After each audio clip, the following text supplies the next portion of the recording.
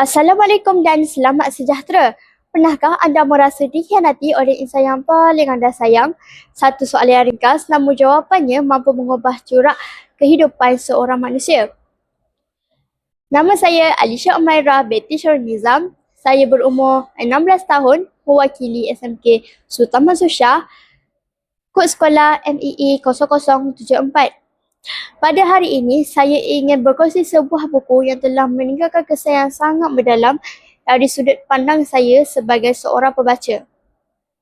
Buku ini berjudul She, hasil karya kreatif tempatan dan yang berpengalaman luas iaitu Lolly Snow. Buku ini diterbitkan oleh Fajar Packer pada bulan Mei tahun 2024. Buku ini mengandungi sebanyak 742 muka surat. Selain itu, penulis ini dikenali dengan kebolehannya mendalami emosi dan realiti dalam penceritaan. Ia menjadikan setiap karyanya sebagai sebuah pengajaran hidup yang nyata. Novel She menceritakan tentang kisah Misha Kalaini, seorang wanita yang berada di puncak kejayaan dan kebahagiaan. Namun, segalanya hilang dalam sekelip mata akibat sebuah kemalangan. Kemalangan itu bukan sahaja meragut nyawa tulangnya yang bernama Raid, malah mengakibatkan Misha kehilangan seluruh ingatannya. Dalam keadaan tanpa identiti, Misha terpaksa hidup sebagai pengemis sementara. Sebelum takdir mempertemukannya dengan seorang lelaki yang bernama Khalid Zavian. Kehadiran Khalid mengubah segalanya dalam hidup Misha. Disebabkan kehadiran Khalid itu, Misha diberi nama baharu iaitu Shefrin. Walaupun dipandang hina dan dipandang rendah, Shefrin tetap bertahan sehingga sebuah tragedi berlaku mengakibatkan memorinya kembali pulih.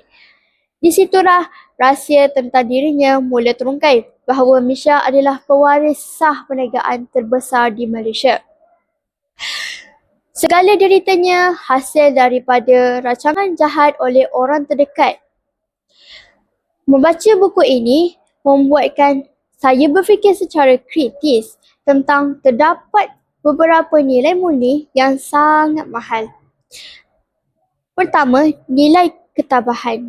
Kisah hidup Misha atau Shefrin mengajar kita bahawa walaupun kita berada di titik paling bawah dalam kehidupan, kita tidak boleh berputus asa.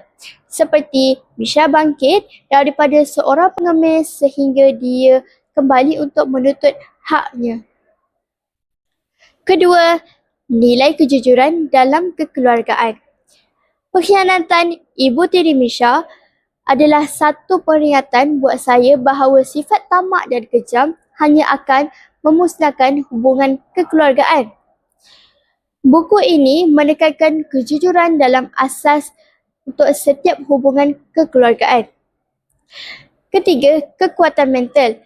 Sebagai pembaca, saya melihat bagaimana Misha menguruskan trauma kehilangan tunang dan identiti diri. Ini mengajar kita betapa pentingnya kesihatan mental dan sokongan emosi dalam mendepani ujian hidup yang berat. Kehidupan watak utama ini sangat bertepatan dengan peribahasa sudah jatuh di tipe tangga. Setelah kehilangan tunang dan ingatan, Misha pula dihina serta difitnah.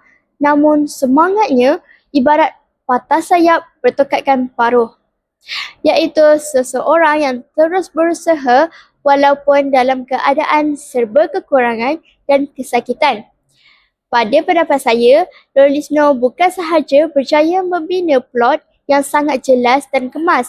Walaupun temanya berat, gaya bahasanya moden, ia membuatkan mesej yang ingin disampaikan mudah diterima.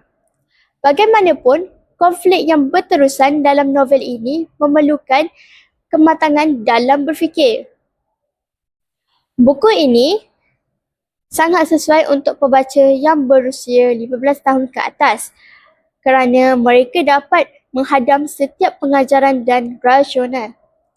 Sebagai penutup, novel ini telah menyedarkan saya bahawa identiti kita bukan sekadar pada nama atau harta, tetapi pada prinsip dan kekuatan jiwa kita.